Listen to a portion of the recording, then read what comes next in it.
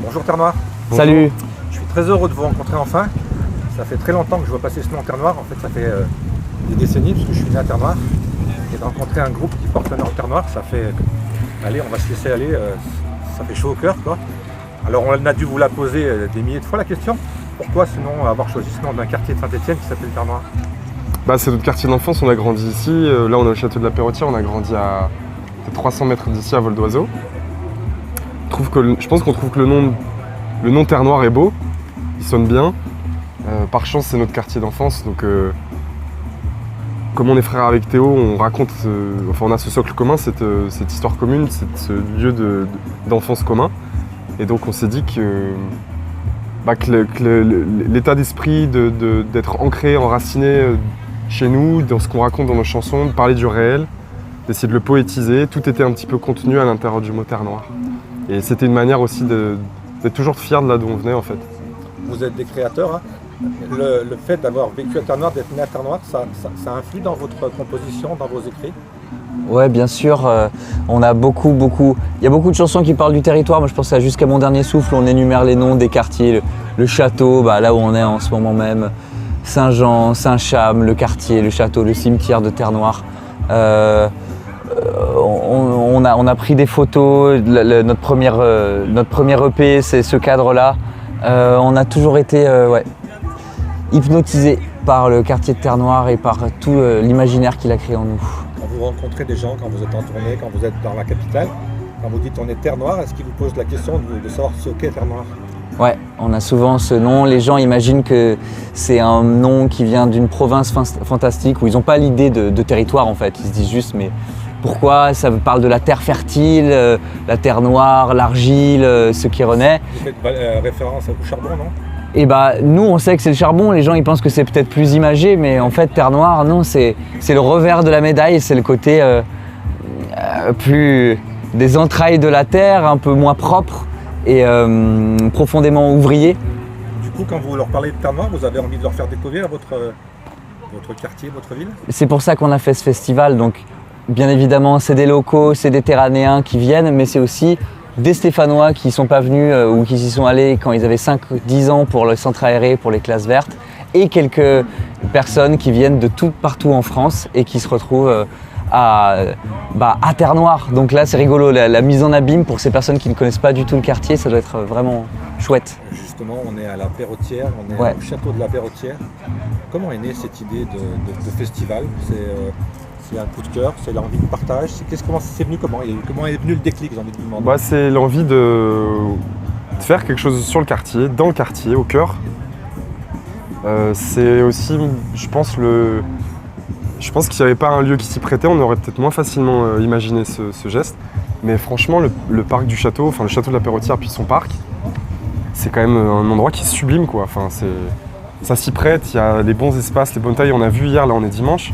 Donc on a vu hier, on a accueilli 1 millier de personnes sur le site du festival et il y a ce mur d'enceinte qui protège, c'est comme un petit havre de paix, de verdure, une petite forêt magique. Donc il y a une forme déjà de magie, je trouve, dans cet espace tout simplement.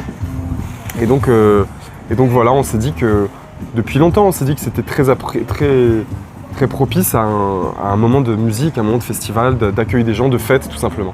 La fête du château. Et là, vous avez réussi à mobiliser les gens comment? L'équipe de bénévoles, les gens qui vous aident, ils sont là pour vous ou pour tout l'univers du festival? Je pense que c'est les deux. Je pense que ce qui a fait envie aux gens, si on avait fait juste un festival de musique simple, je pense que c'était pas intéressant. Ça, c'est la deuxième partie. Donc l'idée de faire tomber la musique, c'était important. Et il y a quand même, j'ai envie de dire principalement, l'envie de faire quelque chose avec les gens, de construire avec les gens. C'est pour ça qu'il y a l'Amicale laïque à côté de nous, l'Union musicale de Terre-Noire. C'est les valeurs de Terre-Noire, j'ai envie de vous dire.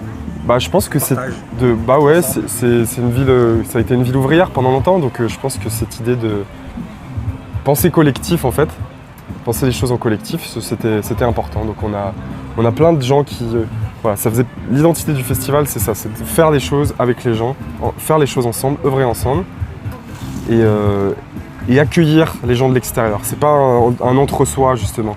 C'est au contraire être fier de son quartier, remettre de la lumière sur ce quartier qui est magnifique et voilà, et accueillir les gens le mieux possible, comme on sait faire à Saint-Étienne. Et les autres artistes que vous avez fait venir, ils sont venus par amitié, ils sont venus par envie de découvrir Terre-Noire. Comment ça s'est passé là aussi la programmation? La plupart sont des amis proches, donc il y a des personnes auxquelles on parle de Terre-Noire, on parle de notre quartier depuis des années et des années, et au bout d'un moment, à force de les tanner, ils ont envie de voir à quoi ça ressemble. Et les gens sont venus vraiment par amitié, nous ont fait l'honneur de venir et étaient franchement contents parce qu'ils ont entendu parler de ce bled. Pour revenir à votre parcours, j'ai lu que vous veniez d'une famille de musiciens finalement. Ouais, on a un oncle qui est musicien. Vous avez baigné là-dedans, c'était tout naturel. Après le succès c'est autre chose, mais à la base vous aimiez la musique quoi. Ouais, il y a de la musique, il y a toujours eu beaucoup de musique à la maison. On a un autre oncle qui est musicien qui s'appelle Freddy Kroger qui était un petit peu connu ici à un moment. Et il nous a facilité, il nous a ouvert les portes déjà du plaisir d'en faire, de l'apprentissage en nous a monté sur scène avec lui. Et puis tout d'un coup quand on a un exemple c'est beaucoup plus facile de se projeter de faire la même chose. Donc, on a cet oncle musicien qui nous a ouvert les voies. Musicien, créateur, est-ce que ça change beaucoup votre façon de travailler, de passer d'un statut d'un peu d'amateur à devenir très connu et d'avoir des victoires de la musique, d'être reconnu? Qu'est-ce que ça change dans votre façon d'être et dans votre façon de travailler? Je sais pas si ça change beaucoup de choses ou se professionnaliser, ça change, ça c'est vrai. Que tout d'un coup vivre de la musique, on a plus de temps pour créer, ça devient son métier, donc notre création c'est notre métier, il s'agit d'en vivre, donc c'est à la fois une chance extraordinaire et puis à la fois il faut quand même, il faut qu'on puisse produire aussi, il faut qu'on puisse continuer à tenir le cap, faire venir les gens au concert, faire des gestes, donc c'est des vies où on chôme pas, franchement, on est quand même des besogneux, Théo et moi, on travaille vraiment dur tout le temps. Mais voilà, souvent ça vaut le coup quoi. Souvent les grands tunnels de travail qu'on se met, ça fait advenir des moments qui ont du sens pour nous et dont on est fier en fait, vraiment. On fait pas fausse route. On travaille différemment selon qu'on écrit pour soi-même ou qu'on écrit pour les autres? Oui, on travaille différemment parce qu'il faut travailler. Travailler pour soi, c'est une gymnastique qui est intime et qui est propre à chacun.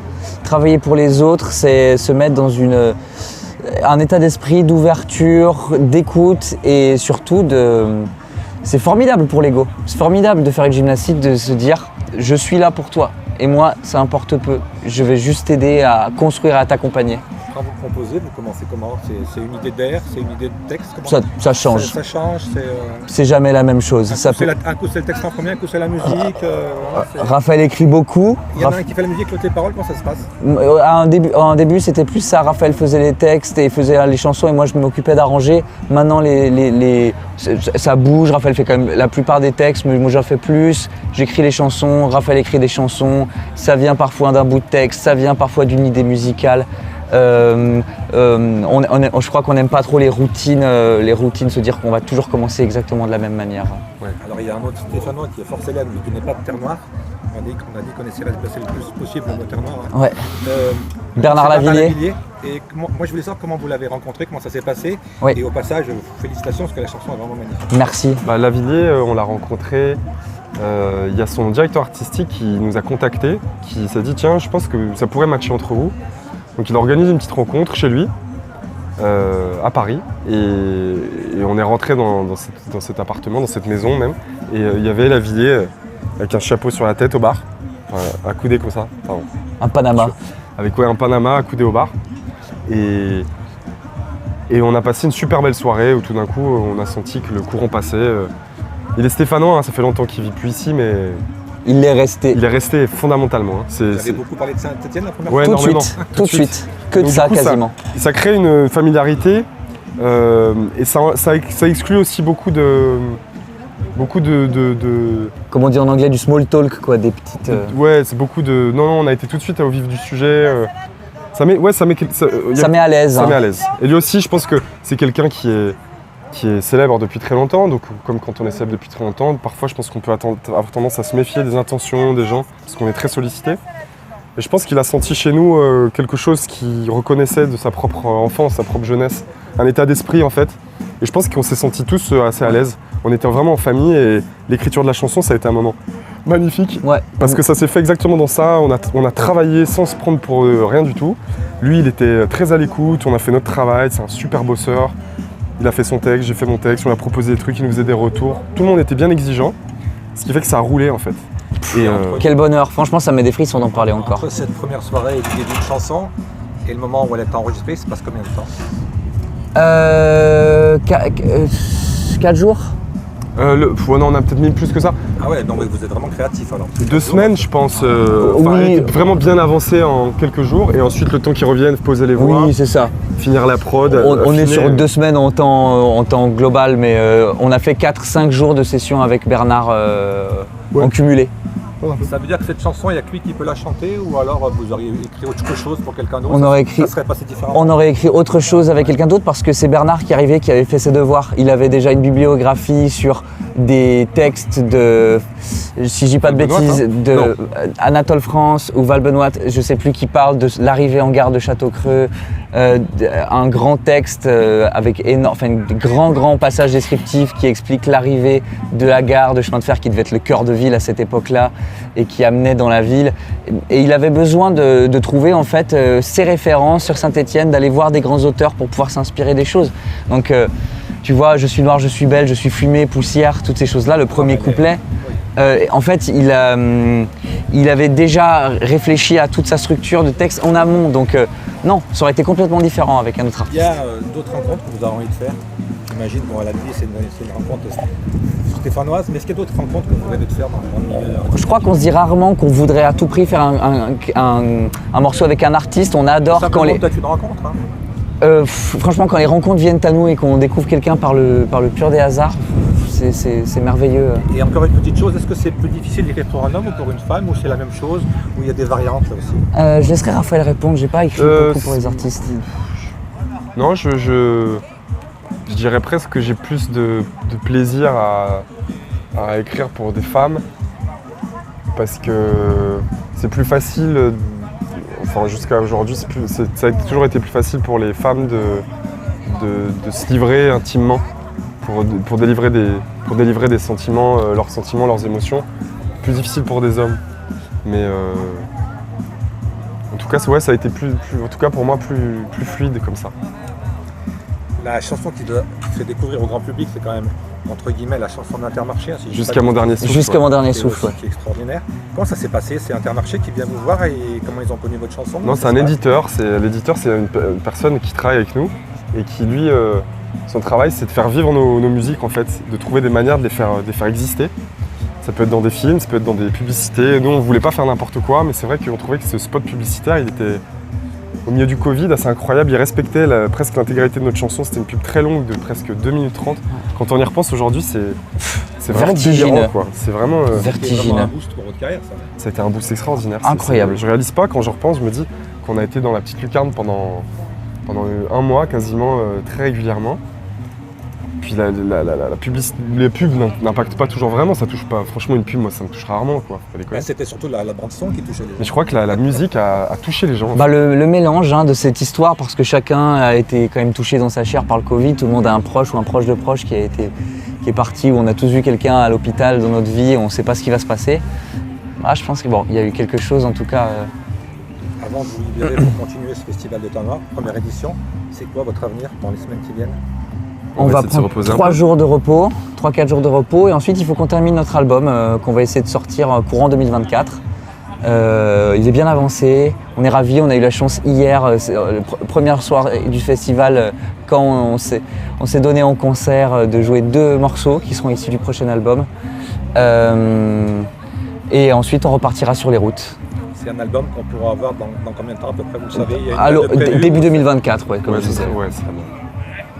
Voilà. On peut rajouter, on peut replacer un peu le mot Terre Noire encore. Il y a quelque chose. On va quand même faire un petit clin d'œil. Vous suivez l'actualité sportive. Vous êtes fan de l'ASS aussi? Un petit peu. Je sais pas trop. Je crois qu'ils ont gagné hier. Bah oui, c'est normal. C'est le week-end. C'est le week-end gagnant. C'est le week-end gagnant stéphanois. Si on se porte chance tous les uns les autres, ça sera parfait, quoi. Et vive Terre Noire. Vive Terre Noire. Il me vient à l'idée aussi une dernière petite question, un trait d'humour. Il y a aussi un chanteur régional qui s'appelle Mickey 3D. Oui. Qui est un peu, moi je trouve, un peu dans cette même mouvance que vous. Ouais.